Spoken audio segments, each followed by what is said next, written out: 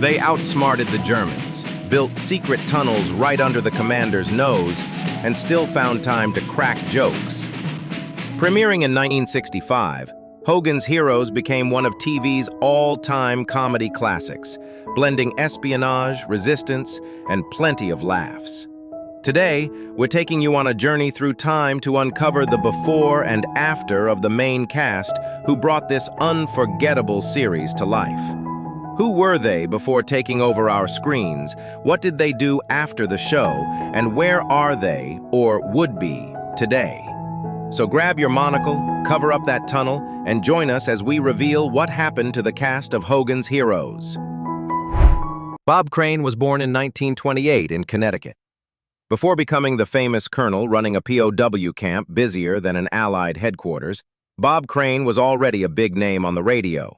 He started as a drummer, but it was as a radio host in Los Angeles that he took off, interviewing Hollywood stars and mixing sharp humor with loads of charm. On Hogan's Heroes, he played Colonel Robert Hogan, a clever American POW who ran secret operations right under the Germans' noses. Smart, sarcastic, and always one step ahead, Hogan was the brains of the crew, constantly cooking up wild new plans. After the show ended, Bob tried his luck in TV and theater, but he never achieved the same level of success as before. His personal life became increasingly chaotic, marked by scandals involving addictions and private recordings. In 1978, at just 49, he was found brutally murdered in an Arizona hotel room. The case became infamous, inspired a movie, and remains officially unsolved to this day. Werner Klemperer was born in 1920 in Germany. Before becoming TV's most hilariously clueless colonel, Werner already had a respected career as both an actor and a musician.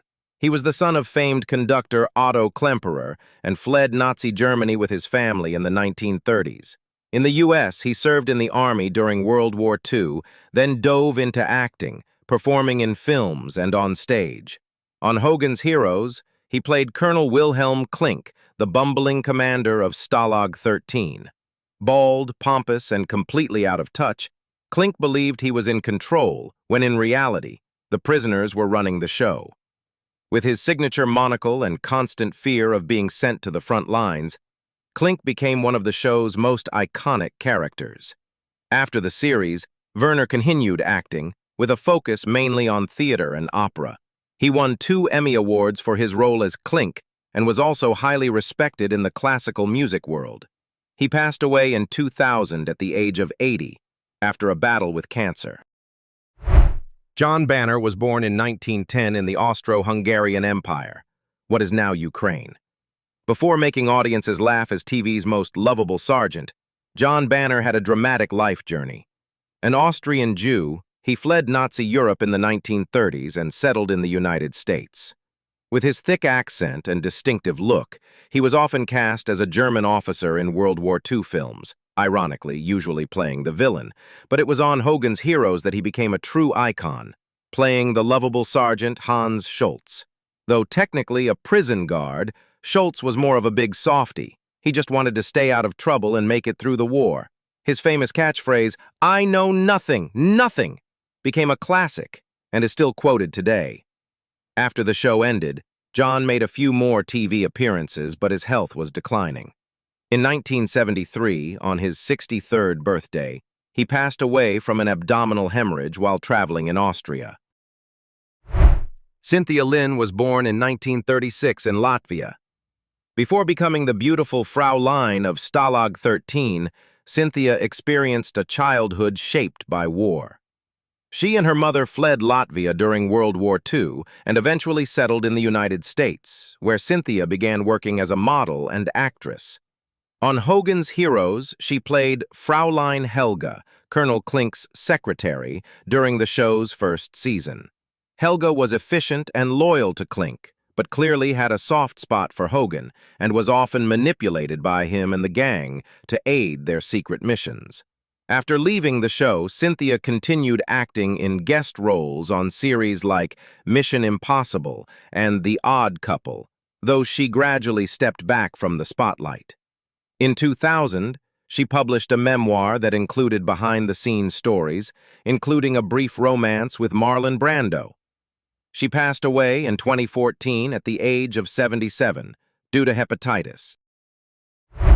Sigrid Valdis was born in 1935 in California.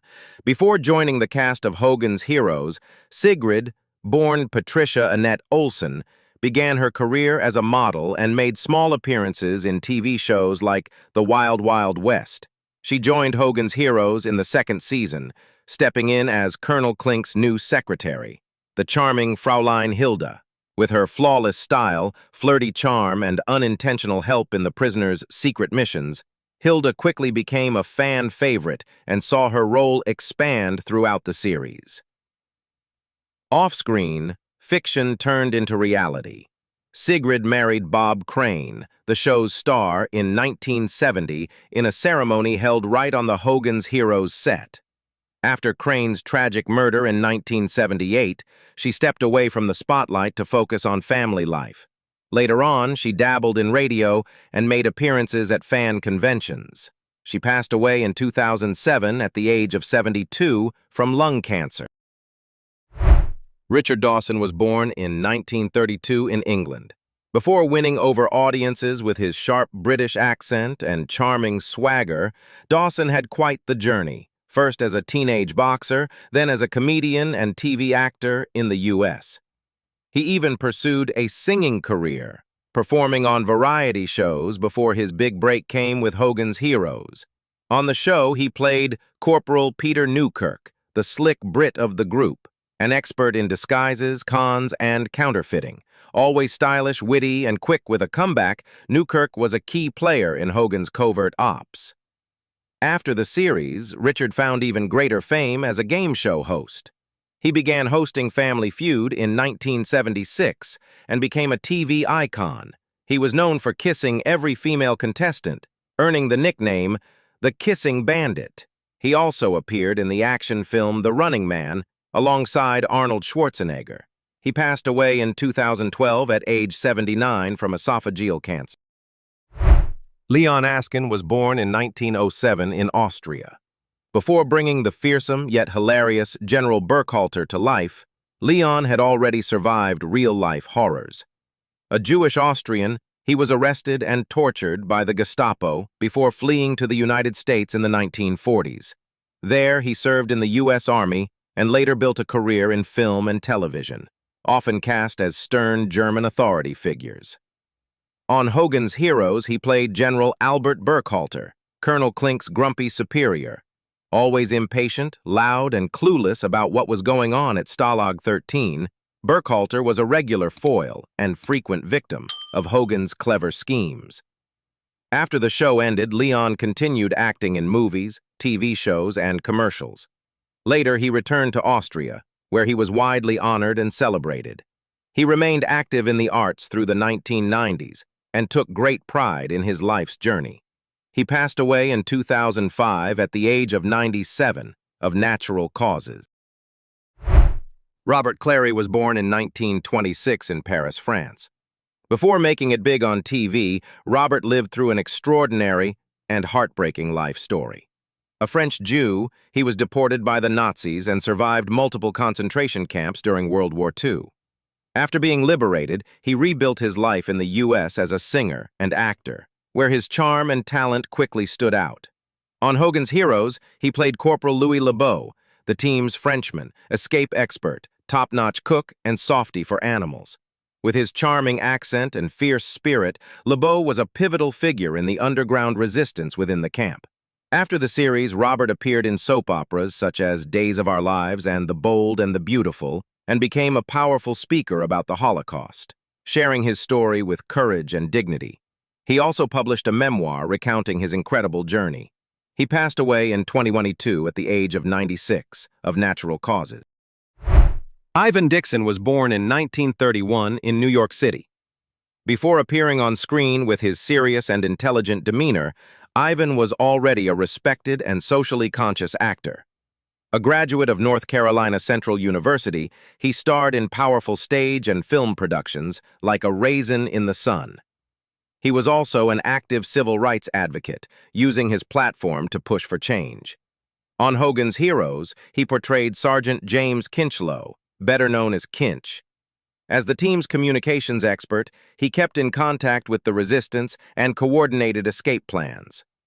Always calm, focused, and loyal, Kinch served as the group's moral compass.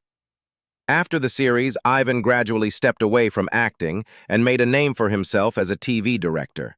He also produced independent films and remained dedicated to civil rights work throughout his life.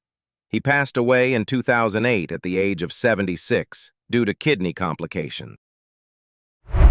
Larry Hovis was born in 1936 in Washington.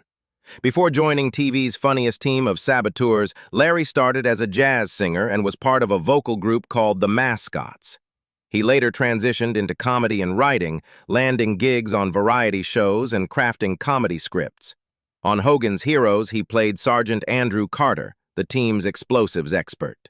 Carter was the lovable, slightly scatterbrained guy who turned into a genius whenever something needed blowing up. Always cheerful and upbeat, he brought a light-hearted touch to even the tensest missions.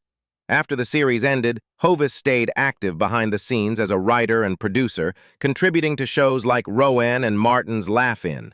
He also became a theater professor at Texas State University, mentoring young actors until the end of his life. He passed away in 2003 at the age of 67 after battling esophageal cancer. Thank you so much for watching. If you enjoyed this video and want to see more amazing content, please consider subscribing to our channel. Don't forget to hit that like button and share this video with your friends and family. Your support means the world to us, and it helps us continue creating fantastic videos like this one. Thanks again, and see you next time.